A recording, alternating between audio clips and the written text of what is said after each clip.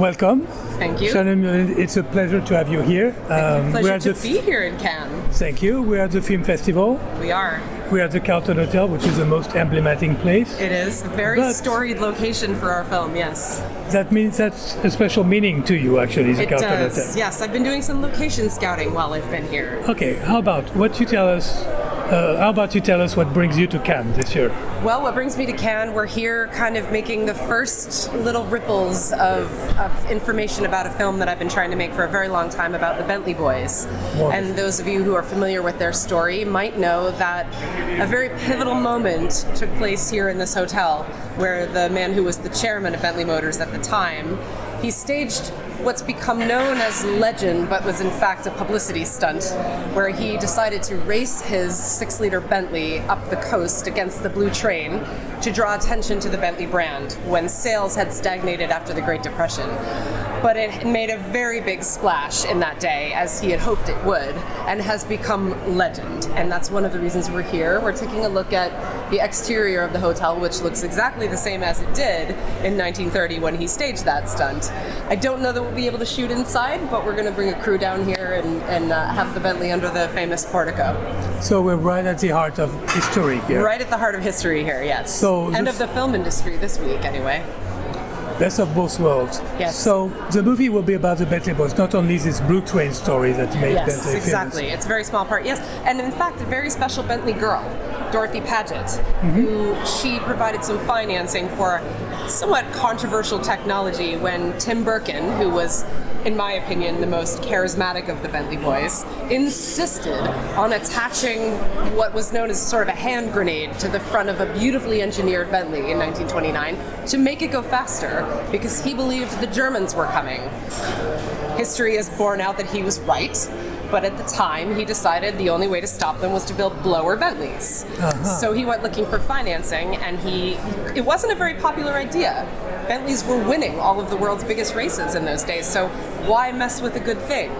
But he was one of those people in our midst who are sort of too much for others and very charismatic, and they're always pushing us out of our comfort zone and pushing us to embrace change. And he said, we're going to build this technology, and convinced Dorothy Paget, who was the wealthiest heiress in the UK at the time, was also a lesbian who gambled, smoked, drank, shot, and rode horses. Everything we like. Everything she liked, but nothing that her family liked. Okay. So she too was a bit of a misfit. And these two teamed up and built these blower Bentleys.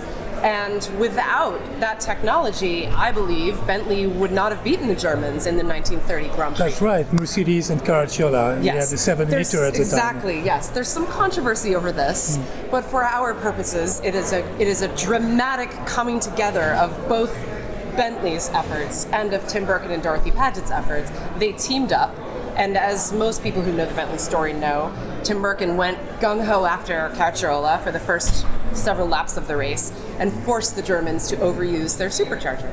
And in the end, the car fell out of the race, and the Bentley Boys cruised effortlessly to their 4th Le Mans victory.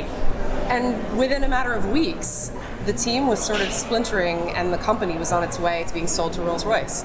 So it was a moment that was slipping away. Yeah, but that was in the wake of the crisis in 1929 that reached Europe a good year later. Exactly. Okay. Yeah. So basically the movie is to cover the span of the 10 first years of Bentley Motors. We pick it up when they're sort of at the height of their prowess. Okay. They've won Le Mans twice in a row, 3 times total. And Babe Barnotto wants his hat trick. He wants to win a 3rd time. And then he sort of is starting to see this motor company that he bought is a bit more trouble than he intended, and he doesn't like to lose money, and so he's quietly pursuing selling the brand. But they were at the height, and then of course we know the Wall Street crash was tough on the world, so their fortunes were starting to decline. It's very much a resonant story as we, in our own time, as we examine the shifting geopolitical power dynamics. You know, it's a bit of a metaphor. Uncertain technology, who's going to control that industry in the future, the greatest nations of the world duking it out on the racetracks of Europe in the infancy of motor racing. It's all very exciting, but it should feel quite familiar to where we are now. And what I love about it is that for the first time, there's been about a decade of studio racing movies, and none of them has had a consequential female character. And they've all made over $100 million at the box office without bothering to pay attention to half the global audience. So we're going to change that. So we're talking about Bentley Boys, but it's about ladies. Yes. With Dorothy Paget and maybe a few other characters. She was the first woman to own a racing team, and as few people know, there were more women in motor racing then than there are now. It was very exciting. I mean, the year that the ultimate race in the story, 1930 Le Mans, had 2 women from France racing for the first time, 2 lady racers.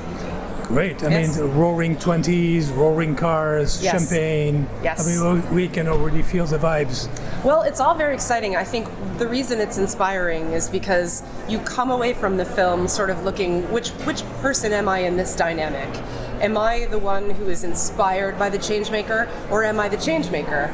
And then in your own life, you're sort of looking for ways that you can be more alive and live every moment to the fullest. So ultimately it's a bit of a cautionary tale, but quite inspiring and thrilling, in a world no one's ever seen on the big screen before. Basically, I remember there was a book basically based on the story of the Bentley. It was pretty much only one, which was the Bentley era. Is that the one you mean? Yeah, like Full Throttle. Yes, Tim Burton's autobiography. Right. Yes, it's not for everyone. But it's been a book that every little kid in England has been reading for a few generations now. Very inspiring. Yes. I've read it 9 times, so I can quote from it verbatim if you need me to. You probably picked on the book. Yes. Well, no. If you look carefully, I mean, he's a very sort of refined, aristocratic British, upper class man and an ex-World War I fighter pilot, and he sort of doesn't say very much about himself. But if you look very carefully, he reveals that he was actually quite a fragile soul, and the only thing he was good at, and he was very good at it, was motor racing. And this was not convenient for anyone who loved him. Yeah. They needed him to be other things: a dutiful son, a dutiful husband, a dutiful father, a better friend, be more responsible about his finances, and he couldn't do any of those things. And he had a terrible stammer, but when he got behind the wheel of a racing car, it all fell away, as he said, like a cloak off my shoulders. I feel at home, as happy as a king. And I think everybody out there can relate to having something in their life, or wishing they did, that made them feel that way. I have a feeling we can talk about that movie for hours and hours. Do you have, by any chance, any idea of some of the actors you're going to hire for this? Do. Or maybe that's a secret. I can't say who they are yet. Okay. They are both rising stars who you've seen their movies, and you've seen her parents' movies. And you're going to be seeing a lot more of both of them over the next year. That's exciting. Yes, it is. And at Radio du Cinéma, we're very excited about soundtracks. Yes.